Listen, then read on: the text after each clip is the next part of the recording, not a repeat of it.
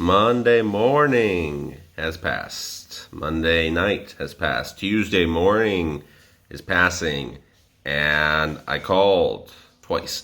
And he finally picked up. And we are going to pick up the money, hopefully by 11 at Tuesday. I made my thoughts very clearly known that I was quite frustrated. And if I didn't get the money today, I'd want a refund. As someone pointed out in the comment section below yesterday, that technically they don't have to send to that specific Bitcoin ATM. They can send to any Bitcoin ATM. And I know, that's what hurts the most. And they can send to any kiosk, and they could even ask for my bank details, and they could send me the money that way. Now, of course, they'd have to have stellar customer service to go out of their way to recommend that, which they don't. But I know that all those options are available. So I'm going to take a shower right now. We're going to head immediately. And if I don't get that, we're heading to a kiosk and I'm demanding a refund. And that's it. Because in that case, it actually served me because Bitcoin hit $54,000. And that's a 10% or even more difference since I last deposited the money last week. So, hey, that would make up for the gas, I guess. But good news is this. If you didn't see yesterday's video, link will be in the description below. Check out Kubera's giveaway because it's now worth over $700. And during the night, it went up to 8 cents. Divvy went up to 8 cents. It moved down below 180, so it was in the 170s, which, that's still far away from the top 100 coins. But this was a project that when I was beginning to review it, it was in the 300s, 400s. So I have no idea if it's going to continue to grow or not. But either way, at one point in time, the giveaway was worth yesterday, or actually a few hours ago, over $800. So it would definitely make sense for you to check it out and comment. Now, there's a lot of spam comments that we've had. So the best way you can win, spend some time writing a comment.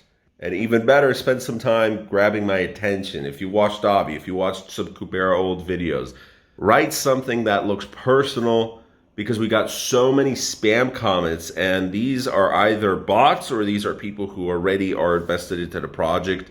And I kind of don't want to give away the money to someone who's part of the project. I mean, they're the ones who were paying me to give this money away. So it's kind of like, I want to give it to one of my subscribers, people who watch the video. But if there's too little subscriber comments, I'm going to be forced to give it away to somebody. So no low effort comments will be chosen. No spam comments. So I really, really encourage you guys, because we're probably going to pick a winner. I'm not sure when the next video is going up, but when I will be creating that video, that's when the winner will be chosen. And once the video will go up, I think the winner will be given 2 or 3 days to respond. If we don't get a response, we're going to go to the next one. So definitely be on the lookout for that second divvy video, because this is crazy. I mean, if it continues to go up, if it's worth $1,000, yikes. Hopefully you're responsible, whoever the winner is. I really want it to be one of my subscribers. So I really, really, really want it. And trust me, this is legitimate. So that's why I'm kind of worried about this, because dang, this is a fair bit of money. So anyways, that was the super important bit. Let's go check out the Bitcoin ATM if it works. If it doesn't, both the ATMs were broken yesterday. You can check out the saga from the link in the description below. And yeah, he's saying I jumped the priority queue. So let's check it out. Oh yeah, I also left a pretty bad review on Coin ATM Radar.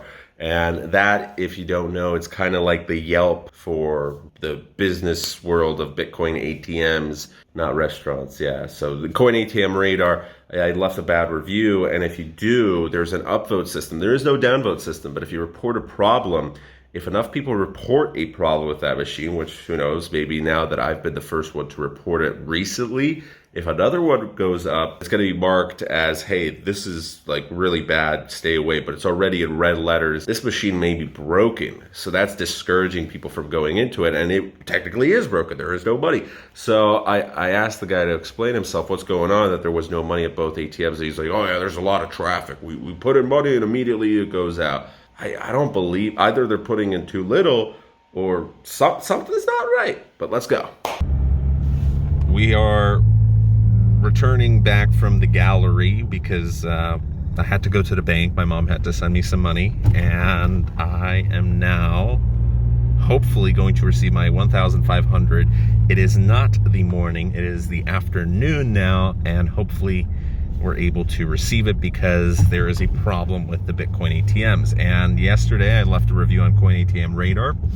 I had to call the individual a few times today, and he was a little upset about the review that I left.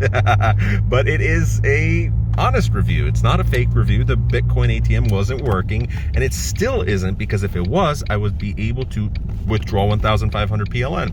And he said that there's 1,300 inside the ATM, which is a problem, because if the next customer comes in with 5,000, 6,000, 10,000, there are many of you in this audience right now that we're talking PLN. This is a few $100. Obviously, it's a different country, different currency, but still, they should have at least 30,000. What's recommended? 60,000. 60,000 PLN. Some Bitcoin ATMs can even go past 100,000. It depends on the denominations, right? You have even 200, maybe even 500. I don't think any ATMs are going to have 500s, but most would have 200s, and usually I receive 200. So it is strange that I wouldn't be able to withdraw 1,500 because there's 1,300, and not only that, but there could be problems with the Bitcoin ATM in general. So either they're waiting for some large person to suddenly try and purchase Bitcoin from, or I have no idea how they're going to resolve it. But both ATMs weren't working, and when I called into the center that I'm going to right now, this is the first time in Wrocław, in Warsaw. I already went to those guys when I met the guy who's doing local Bitcoins, the actual founder of the company. But we're heading right there right now, and the person on the other end of the phone was a little rude, but all right, if I get it, I get it. He was asking, why can't I just do it with the Bitcoin ATM? Because they're broken. I've been trying 6 days, 6 full days. So I'm gonna go there. By the way, one review from another customer for this office, this kiosk, this counter exchange place that you could say, was that they were quite rude, and maybe they were jealous or something because they treated him quite arrogantly. So maybe that's just the whole customer experience that I was describing in Poland. People just kind of treat you like crap. They just want your money, and that's it. Like, get the heck out. This is the same company, by the way, that there was a shooting at in January. There was a robbery. Who knows? Maybe an unhappy customer. So anyways, yeah, let's update you later again. I forgot to add in something super important. What he told me over the phone, he was a little frustrated that I left a bad review, that these situations can take up to 30 days, meaning you could lose a whole bunch of money because you had to take out more Bitcoins, just like I had to do, and I wanted to take out more Bitcoins for a third time because most of my money is in Bitcoin right now. And why wouldn't it be? Because it's rising constantly. It just hit $54,000. And even when I was withdrawing at $49,000, that was still a hefty profit from $30,000 or wherever I received it at. So why wouldn't most of my money be in Bitcoin, especially for someone who's going to be traveling pretty soon? And my bank account is blocked currently. It's frozen. So it is one of the most convenient methods, and I'm not blaming Bitcoin. I'm just blaming this one particular company. I know in America there's going to be plenty more opportunities, but he said up to 30 days. So you'd be without money for an entire month.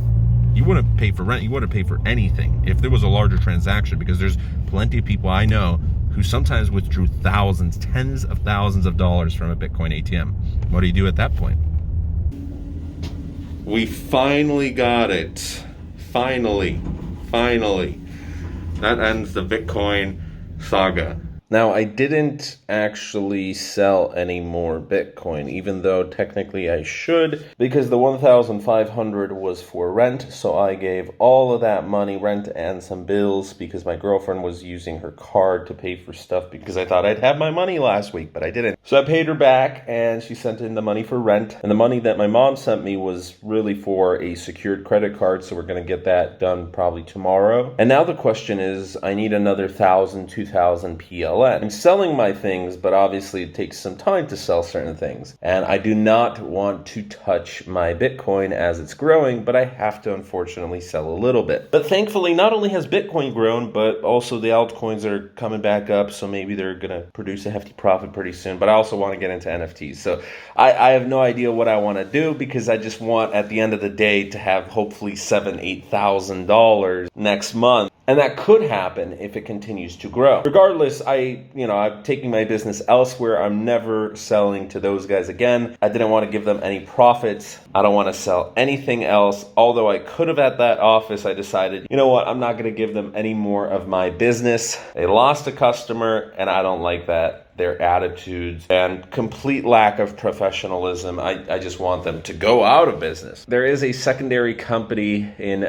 Poland that, unfortunately, all of their ATMs are probably used for money laundering because they have 10% fees. I don't know. They must have been much lower when I was using them. They used to be like 4 or 5%. What happened? These had 4%, and these guys want 10% as the Bitcoin price is rising. That's probably why. The price is rising, and they know that there's some people who want to sell, so whatever. I'm not going to be using them either. That's all right. If push comes to shove, I can just sell through Coinbase or through an exchange. I really don't want to go that route. There's no good route in Poland, at least. In America, there's probably a fair amount of good options, but also whenever you're selling through another person, there's tax implications. And especially in America, there's going to be a lot of tax implications, so it just gets messy. People might be wondering, well, why is it so complicated? I got banned from Coinbase. There's high fees. We're going to make a video about this. Not high transaction fees, that too, but high fees for selling through anywhere, an exchange, all of these places. They just have way too high fees. That's just how the business is. And it's still new. Regardless of how many people are using Bitcoin right now, I still think it's new technology because there's a whole bunch of other people who have no idea how it works. I do believe that as more competition arises, such as in the States, the rates go lower. In Poland, that obviously hasn't happened. That's why you have bad customer service and high rates at the ones that just whatever. I don't even know if they had bad customer service. Regardless, I didn't sell. I'll figure out another way. That ends today's video. Thanks so much for watching. If you enjoyed, hit that subscribe button. Please leave a like, comment, and share. And check out the other videos so you can comment on there. Leave your opinion about Divi and potentially win $700, $800, $600, however many dollars it's going to be worth whenever I pick the winner. Currently, it's worth over $715. So have a good night.